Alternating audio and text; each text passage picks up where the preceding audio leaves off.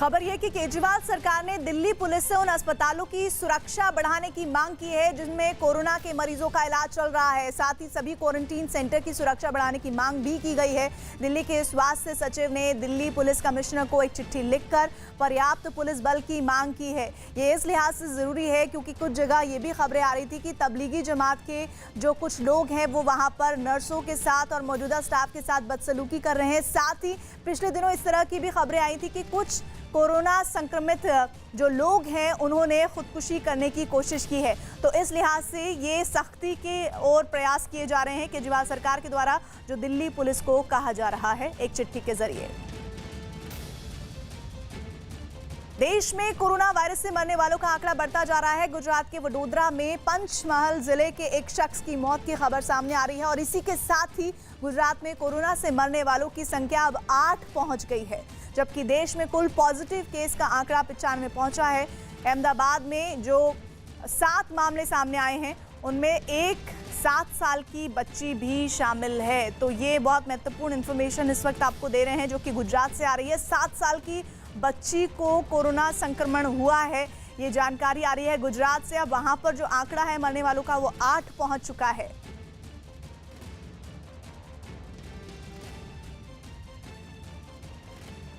उत्तर प्रदेश में तबलीगी जमात से जुड़े लोगों के मिलने का सिलसिला थमने का नाम नहीं ले रहा। फिरोजाबाद में अलग अलग जगहों से 28 लोगों के मिलने के बाद हड़कंप मच गया। प्रशासन को आशंका है कि पकड़े गए 28 लोगों में से 4 लोगों को संक्रमण भी है। आशंका के मद्देनजर तबलीगी जमात से जुड़े ये लोग फिरोजाबाद की जिन 3 मस्जिदों में रहे उस पूरे इलाके को सील किया गया है। उधर बांदा में तबलीगी जमात में शामिल हुए शख्स पकड़े गए हैं। जानकारी मिलने के बाद पुलिस और प्रशासन ने अधिकारियों ने वहां छापा मारा और उसे पकड़ा और आइसोलेशन वार्ड में भर्ती कराया। पकड़ा गया शख्स हैदराबाद का रहने वाला है। बताया ये भी जा रहा है कि इस सिलसिले में 7 लोगों को गिरफ्तार किया गया है।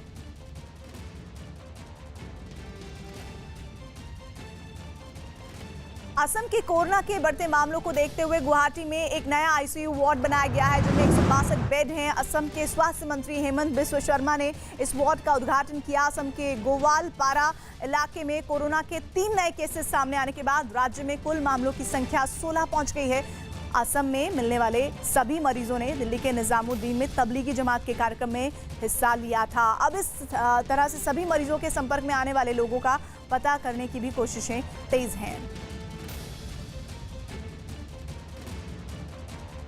कोरोना के बढ़ते मामलों को देखते हुए राजस्थान के भीलवाड़ा में 13 अप्रैल तक के लिए कर्फ्यू लगा दिया गया है, जिसके बाद पुलिस प्रशासन ने लॉकडाउन का पालन न करने वालों पर सख्ती की चेतावनी दी है और पुलिस की टीम गली मोहल्लों में भी लगातार गश्त लगाते हुए लाउड स्पीकर के जरिए लोगों से घर में रहने की अपील कर रही है।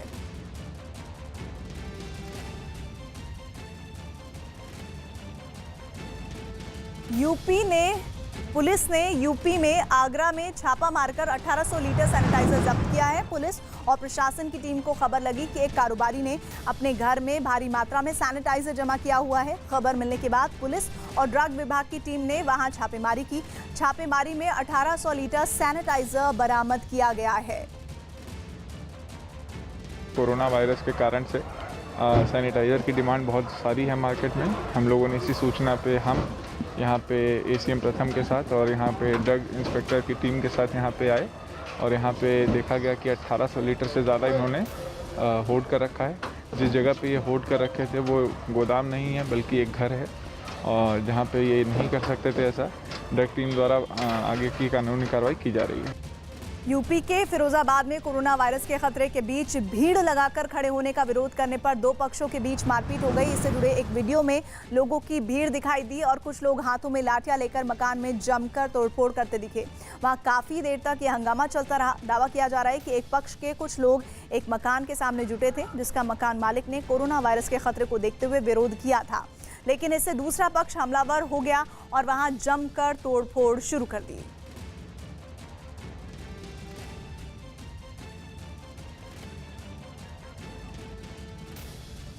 कोरोना वायरस से लड़ने के लिए राजस्थान के जोधपुर मंडल में रेलवे कोच को आइसोलेशन वार्ड में तब्दील किया जा रहा है, जहां 150 कोच को आइसोलेशन वार्ड बनाने को कहा गया है।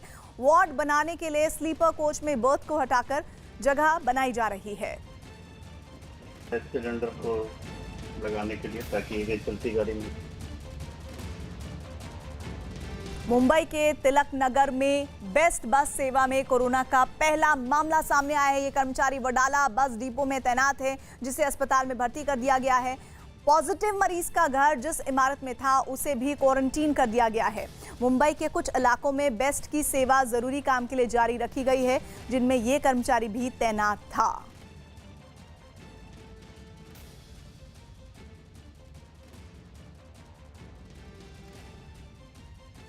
केंद्र सरकार ने ये खबर दी है कि स्वास्थ्य मंत्री हर्षवर्धन कह रहे हैं कि जिस कोरोना वायरस के आगे सारी दुनिया घुटने टेकती नजर आ रही है, हम उस जानलेवा कोरोना वायरस को हराने की स्थिति में हैं। बस जरूरत है तो लोगों के सहयोग की और उन नियमों का कड़ाई से पालन करने की, जिससे इस कोरोना के बढ़ते संक्रमण के सिलसिले को रोका जा सके। जिस प्रकार से पहले ही दिन से सलाह दी और सलाह देने के बाद जिस प्रकार से सब लोग मिलकर एक टीम के रूप में निरंतर काम कर रहे हैं, उसी का शायद ये परिणाम है कि जिस कोविड-19 की आंधी तूफान ने सारी दुनिया के अंदर एक प्रकार से तबाही मचा दी, उसको हम भारत के अंदर कंट्रोल करने की स्थिति में हैं। कोरोना के संक्रमण को फैलने का एक अजीबोगरीब मामला इस बीच सामने आया है। गुजरात के सूरत से है, जहां तकरीबन 17,000 मकानों में रहने वाले 55,000 लोगों को होम क्वारंटाइन किया गया है। दरअसल इस इलाके में एक लॉन्ड्री चलाने वाला शख्स संक्रमित हो गया था और कई परिवारों के घरों तक कोरोना संक्रमित शख्स के हाथों इस्त्री किए हुए कपड़े पहुंचे। इलाका संकरा और तंग गलियों वाला है, लिहाजा वायरस फैलने की आशंका के मद्देनजर तमाम इलाके को क्वारंटाइन करना पड़ा।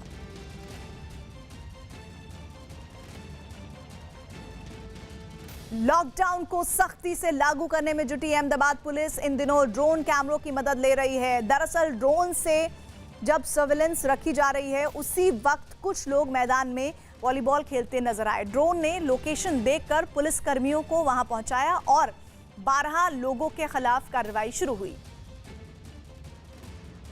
तो तस्वीरें बेहद महत्वपूर्ण हैं, क्योंकि अब जो जरिया है वो ड्रोन है।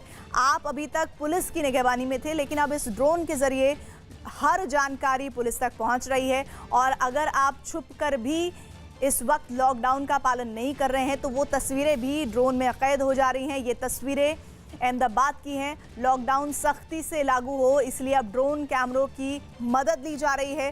ड्रोन से जब सर्विलेंस रखी जा रही है, इसी दौरान कुछ मामले भी आए सामने, जिस पर पुलिस ने तुरंत कार्रवाई की है और 12 लोग इस वक्त कार्रवाई का शिकार हुए और आने वाले दिनों में हो सकता है संख्या और बढ़े। मुंबई में शिवाजी नगर पुलिस थाने के अधिकारी कोरोना से लड़ाई में जुटे हैं, लेकिन साथ ही लोगों की मदद के लिए भी आगे आए हैं। पुलिस के कर्मचारी रात के वक्त जरूरतमंद तक खाना पहुंचा रहे हैं। दिन में कर्मचारी लॉकडाउन का सख्ती से पालन करवाते हैं, लेकिन रात में खाने की समस्या से जूझ रहे कर्मचारियों की तलाश कर उन तक खाना पहुंचाते हैं।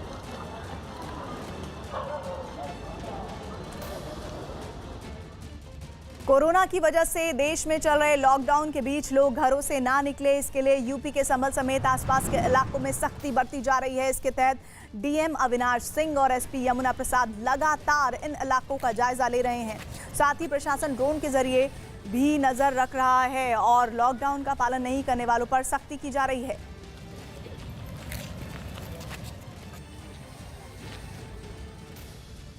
देश भर में लॉकडाउन के 10 दिन बीतने के बाद दिल्ली के यूपी भवन में कंट्रोल रूम में आने वाली कॉल की संख्या में गिरावट आई है। अब वहां रोजाना लगभग 400 से 500 कॉल आती हैं, जबकि 28, 29 और 30 मार्च को रोजाना 1500 से 2000 कॉल आती थीं। यूपी भवन में ये कंट्रोल रूम 26 मार्च से काम कर रहा है।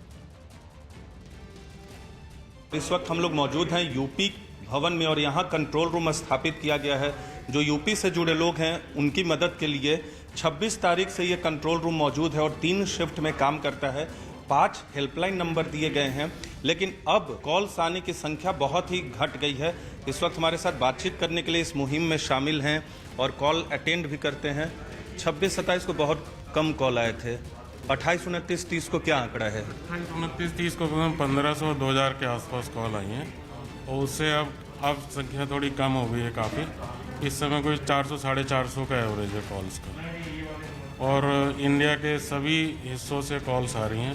मेजरली लोगों को खाने की समस्या है उनको रहने की भी समस्याएं हो रही हैं। बाहर से यूपी में लोग आना चाह रहे हैं, लेकिन कोई अब हम लोग उनको बता रहे हैं कि आप जहाँ पर हैं वहीं पर अपना पूरी तरह से लॉकडाउन है, आप अपना वहीं पर बने रहें, वही आपके लिए सुरक्षित स्थान है।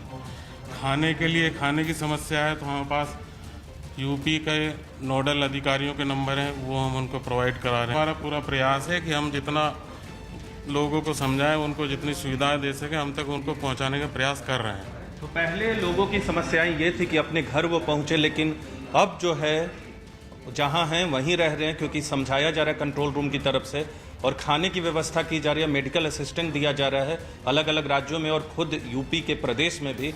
लेकिन अब जो है कॉल्स की संख्या काफ़ी घट गई है। जो शुरुआती दिनों में 1500 से 2000 के बीच प्रतिदिन कॉल आ रहे थे, अब सिर्फ घटकर 400 के आसपास रह गए।